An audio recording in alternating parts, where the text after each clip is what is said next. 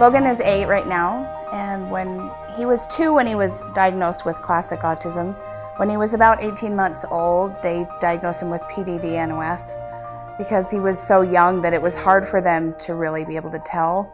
So even though he was diagnosed at 2, we knew long before that there were issues. I remember just coming home one day and I was coming through the door and she was in tears and just saying, "There's something's different, something's not right." And I was more in a state of denial, I think, about it. And I said, things will work it out. He can't even talk yet.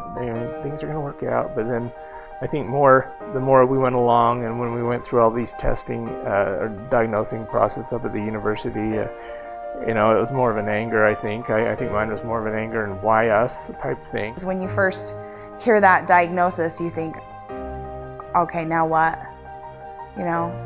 Do I have this child that's never going to speak, that I can't communicate with, that has, no potential for the future or little? It's almost like a grieving process that you go through.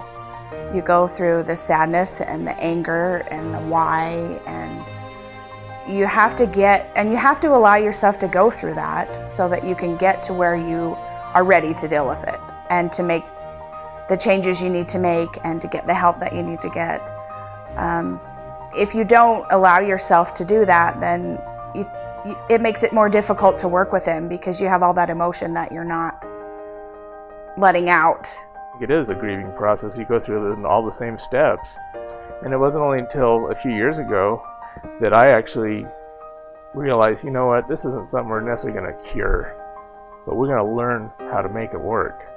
And so once I finally let go of the part that insisting that this be fixed and he be fixed, also go, well, maybe he's not going to be fixed, but he's going to be fine, and we'll learn to be fine, and our family will learn to be fine.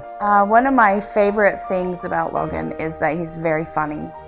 He has a very funny sense of humor. He cracks himself up all the time, but he makes us laugh a lot, and I think that has probably saved his life many times.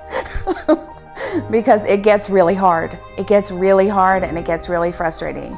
So for him to have that kind of personality where he can just make you laugh, it makes it doesn't necessarily fix it, but it makes it so your life is happier. You have hope. And if you can come home from a crappy day at work and come to the door and then you see him like she's doing his little dances or watching, or singing or whatever, and he's just so happy.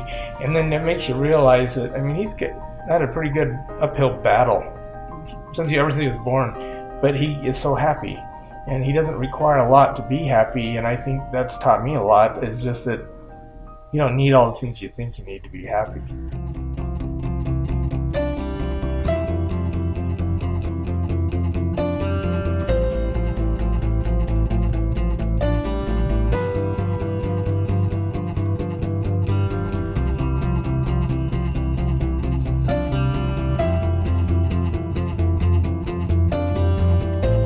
I started looking into options because I really wanted him to have a different experience. I wanted a different experience in the public school. I didn't have warm fuzzies about that at all.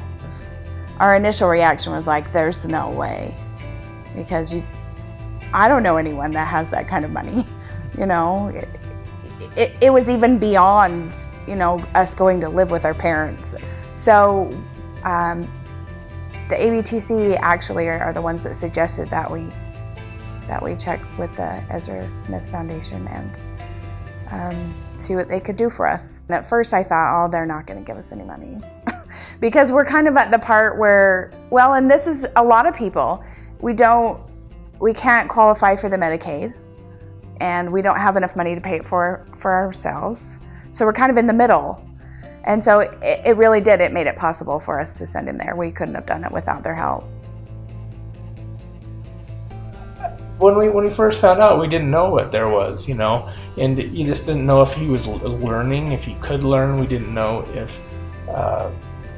how we'd ever get there. But now we found out that he can learn, and he's actually brilliant. He's got a photographic memory. I used to wonder, is he going to live with us forever? And he still may. I don't know that. But I think that he is so much more capable than we ever thought possible. It's a different way of learning. They learn differently, and until you solve that riddle, you're just going to sit and tread water. But once you start to learn how to solve that riddle, then all of a sudden they can do so much. I have a lot more hope. I can see every day that he gets a little better, and so it's pretty exciting to know that, someday we may be able to actually have a two-way conversation. Whereas when he was little and when he first started there, I didn't think that was a possibility. I wondered if he would ever really speak, so.